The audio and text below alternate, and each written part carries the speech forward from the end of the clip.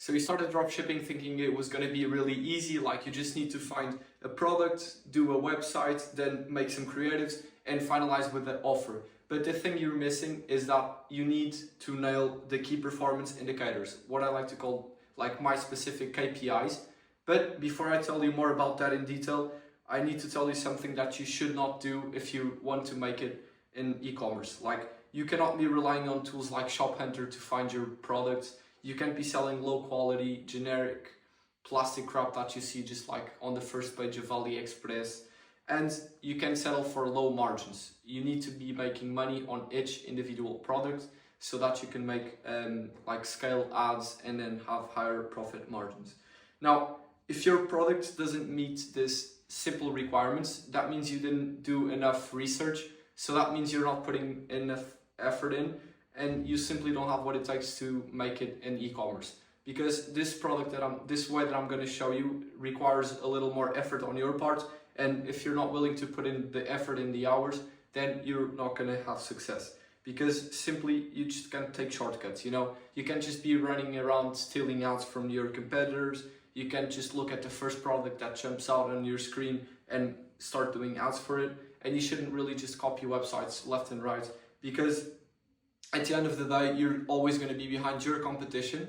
And whenever, like Facebook, for example, it's a bidding system. And whenever you're bidding for ads, your competitors are always going to have the upper hand, and they're always going to get the clients before you. So you simply won't have any margins to scale and to make actual money.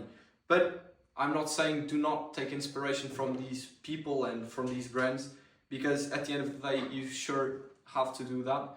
However, you can't just steal it and be lazy. Now, my research method isn't based on luck. I make sure that the product I test has the fundamental qualifications as other winning stores. But my main philosophy is to make reasonable changes to what is already working.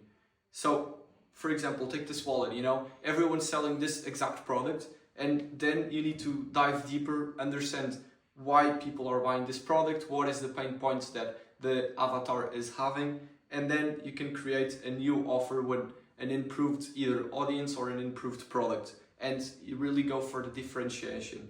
Now, if I were you, and if I was starting from the beginning again and looking for a product to test, I would look for the 3% of buyers that are in buy mode right now. So these are the people that if you just show them an ad, they will buy from you immediately, because they don't want to do any more research, they don't want to wait any longer, they just want to solve their problems right now.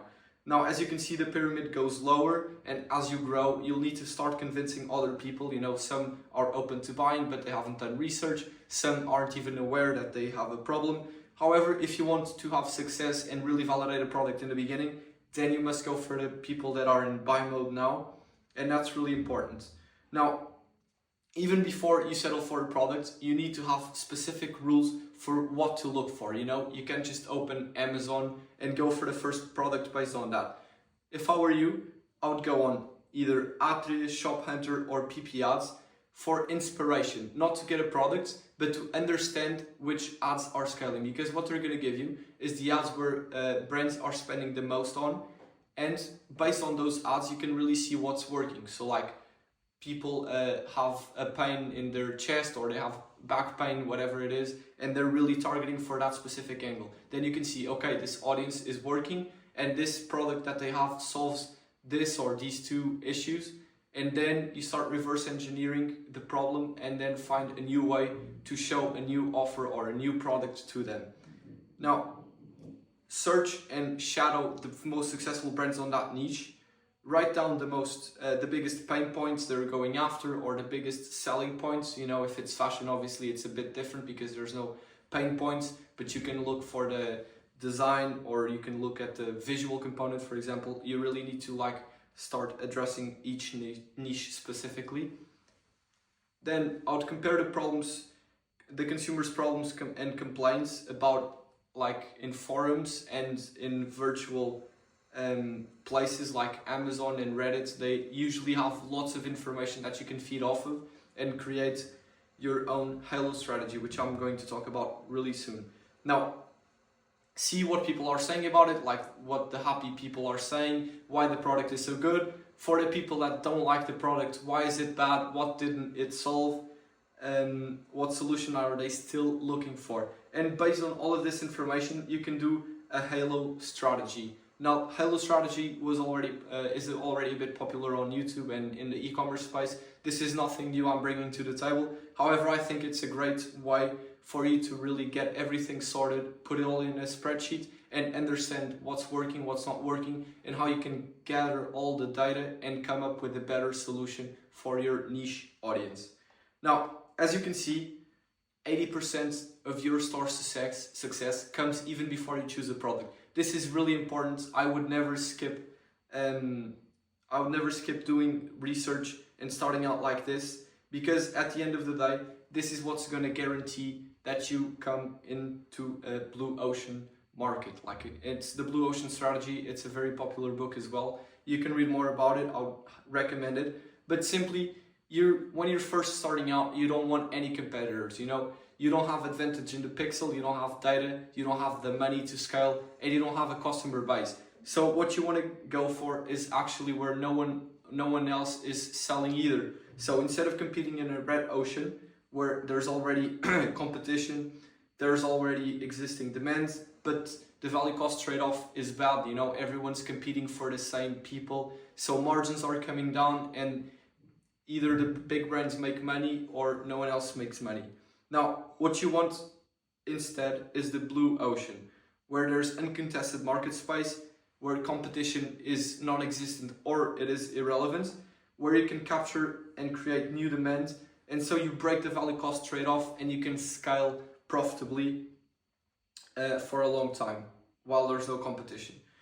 And as I explained to you, this is especially true if you're starting out, because you simply don't have a lot of tools with you, so you really need to get yourself in a better position when you're starting out. So you have to play smart, and you can't just go after what everyone is doing. Now, the boring but really important part is the unit economics as well. You need to make sure that your product is viable economically. Now, for that, I need to make sure that my products are unique, or at least are attention grabbing, because in the hooks, I really want to make sure that my audience sticks with me, and so they see what I'm selling and they're curious and want to learn more about it. It must have a luxurious look and feel. So this is, as I mentioned in the beginning, you can't just be choosing plastic crap from China. The person needs to make sure that the product is actually good, it's decent, it's good quality, and that's going to make sure that you can sell the product for high prices, where you have good margins and you can scale, because ultimately it's all about that. Now, the size should be small, because you really want to pay low on shipping fees, especially if you're drop shipping from China. Now you have the tariffs, 50% at the moment. So the smaller the product is, the cheaper it's going to be to produce or to buy, and the lower the cost for the shipping in between countries. You need to make sure that your product isn't commoditized, or if you go for a product that is commoditized, that you find a new, more improved version. It must have mass market appeal, and this doesn't include fashion, but for a problem-solving product, you really need to make sure that the results are seen immediately.